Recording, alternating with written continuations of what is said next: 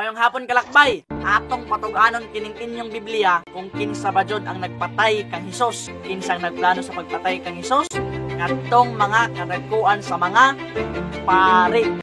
Now I see a POV, open my eyes to your reality. Take me where I'm meant to be, show me life like everybody dancing. Dito sa Factbusters! Sa puntong ito ng ating programa, kung hindi ka pa nakasubscribe, pakiclick po ng subscribe button at ang notification bell para updated po tayo sa ating mga susunod na videos. Kaya, let's go at simulan na natin!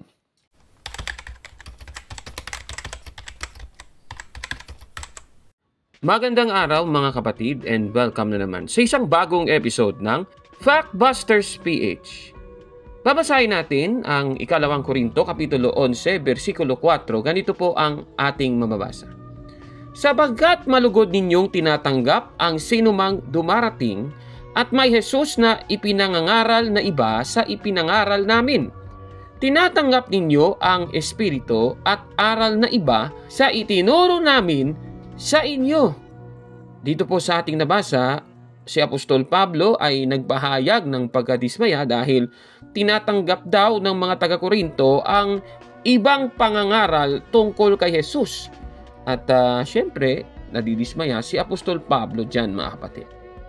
At mula sa talatang ito, mapapansin na hanggang ngayon marami pa rin mga mangangaral na nagpapahayag ng ibang Jesus doon sa Jesus na ipinangaral ng mga apostol mga kapatid. Sa ating episode ngayon, ang pahayag ng iba't ibang tao sa social media ang ating tatalakayin. Isa na nga dito, itong lalaking ito na nakita natin sa Facebook Reels, yung kanyang akusasyon, Katolikong pari daw ang nagpapatay sa ating Panginoong Jesucristo. O eto, panoorin natin siya. Mayong hapon kalakbay, atong patuganon kining inyong Biblia kung kinsa ba jud ang nagpatay kang Hesus. Makita sa Mateo 27 versikulo 1 nagingon diri ha.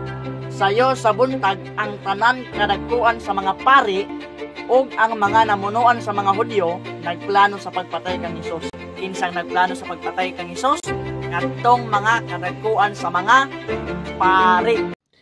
Ayon po sa kanya, mga kapatid, Katolikong pari daw ang nagpapatay kay Kristo sa krus.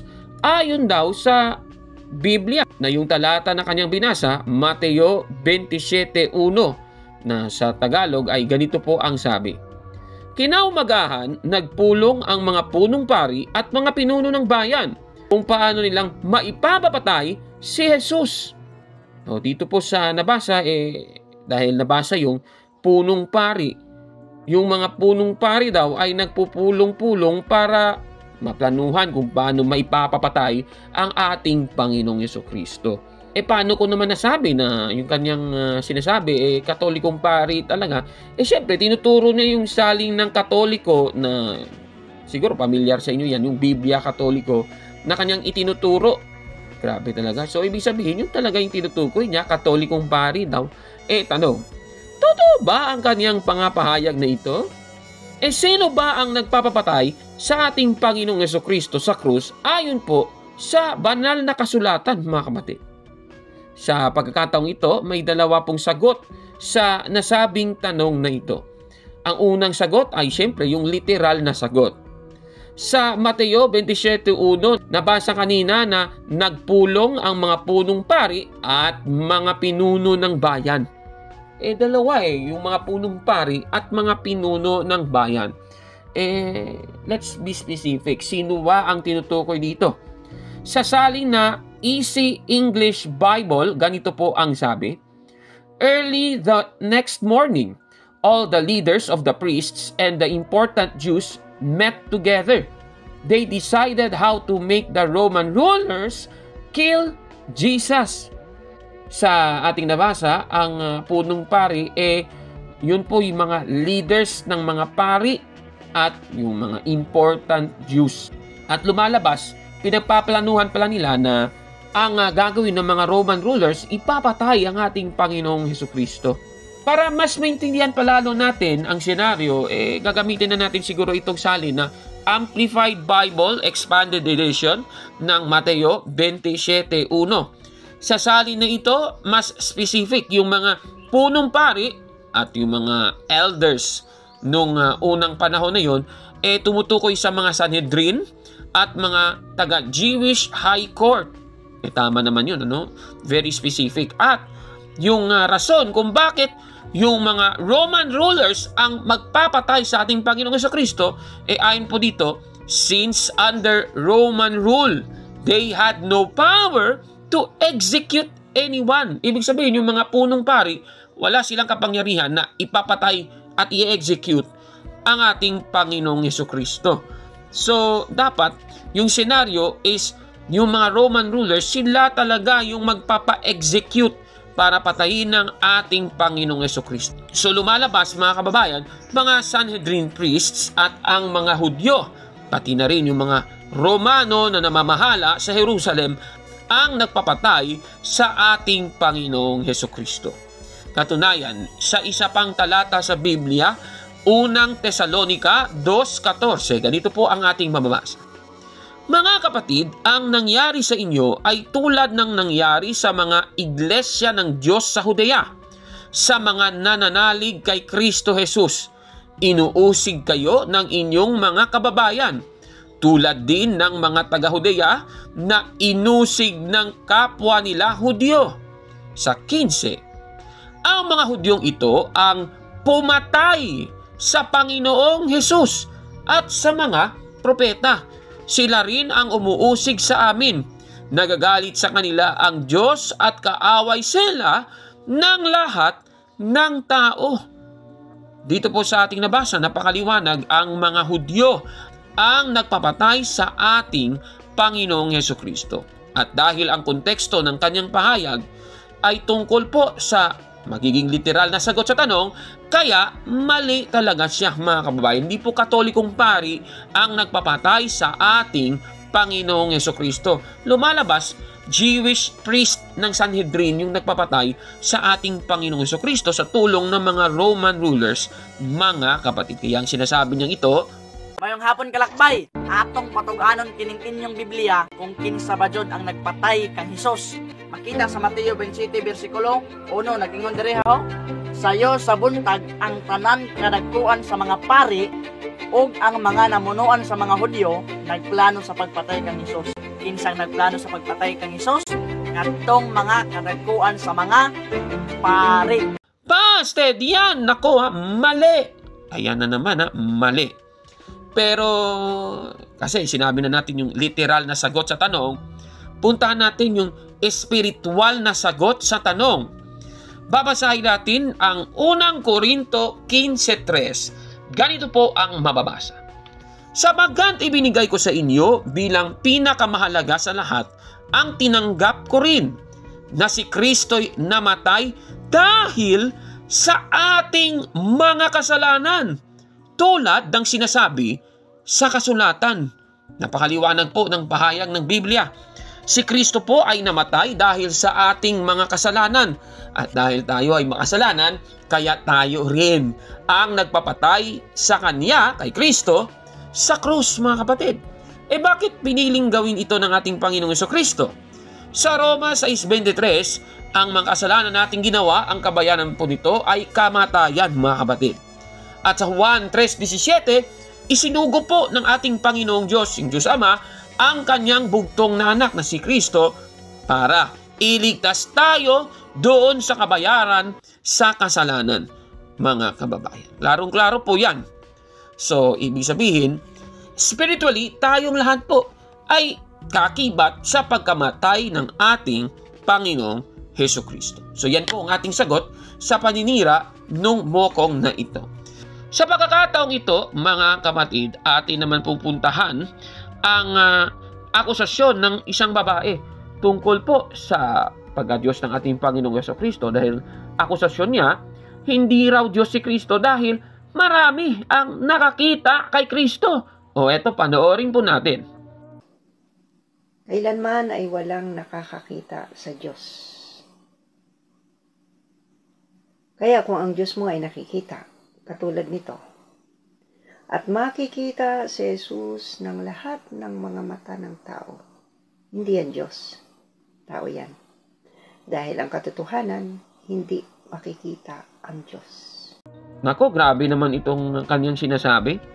Ayon po sa kanya, hindi po Diyos ang ating Panginoong Hesukristo kasi nakita na si Kristo ng mga tao. At ano po ba yung batayan niya? Yung batayan niya, unang Juan 4:12. Kasi sabi dito, kailan may wala pang taong nakakita sa Diyos. At si Kristo naman, marami daw tao na nakakita sa Kanya. Mateo 24:30 na nakikita nyo sa screen. Actually, yun ang kanyang pagkakalatag sa video, mga kapatid. So, tanong, totoo ba ang lahat ng kanyang mga sinasabi? Susuriin natin yan. Puntahan natin yung una niyang batayan, unang Juan 4:12. Sino ba ang tinutukoy ng salitang Diyos sa talatang ito? O yan ang unang tanong. Babasahin natin kung sino ang Diyos na tinutukoy sa talata na wala pang taong nakakita sa Kanya. Dito po sa Juan 1:18. Ang babasahin ko, yung salin na The Living Bible. Ganito po ang ating mababasa.